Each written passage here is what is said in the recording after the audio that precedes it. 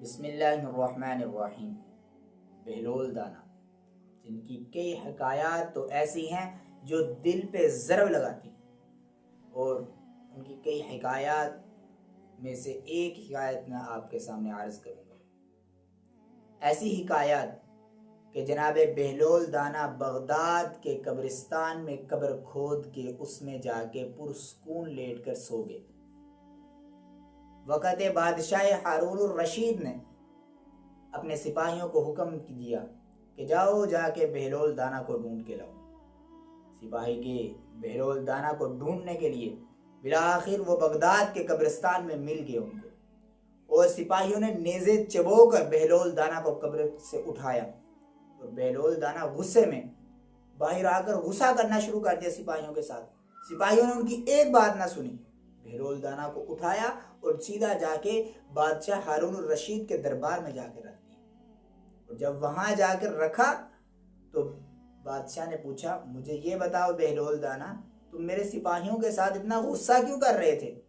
بہلول دانا نے کہا، بادشاہ ہارون الرشید، میں خواب دیکھ رہا تھا، خواب کے اندر میری حکومت تھی، خواب کے اندر میری سلطنت تھی، خواب کے اندر میں نے دیکھا میرے وزیر مشیر تھے، سب کچھ تھے میرے۔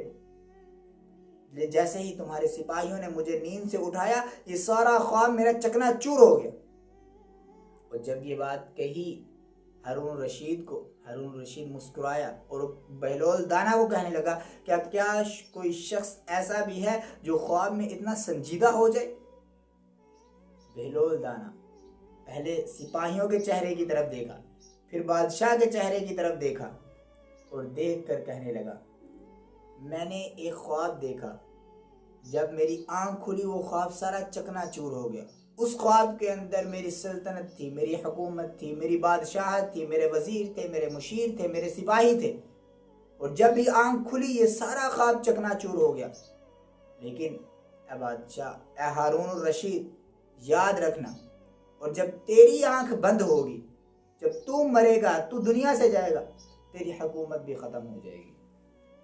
ایک مختصر سی حکایت، اس میں کئی سبق ملتے ہیں، لیکن ان حکایات سے وہی سبق حاصل کرتے ہیں جو کچھ حاصل کرنا چاہیں، وگرنہ آج تو کئی لوگ ایسے بھی ہیں معاشرے کے اندر جو خواب کے اندر، جو ذہنوں کے اندر، جو سوچ کے اندر اپنی حکومت بنائے بیٹھے ہیں، اپنی سلطنت بنائے بیٹھے ہیں خیالات کے اندر، لیکن جب بھی آنکھ کھلی وہ خواب ختم۔ لیکن جن کی حکومت ہے، جن کی سلطنت ہے، جو بادشاہ وقت ہے، اس وقت حاکم وقت ہے، اور جب ان کی آنکھ بند ہوگی، اور آنکھ بند ہوتے ہی ان کے سارے خواب چکنا چور ہو جائیں۔ تو لہٰذا جن کی حکومت ہو، ان کو چاہیے کہ اپنی قوم، اپنی رعایا کے ساتھ حسن سلوک کیا جائے، اور ایسا سلوک کیا جائے کہ آنے والی نسلیں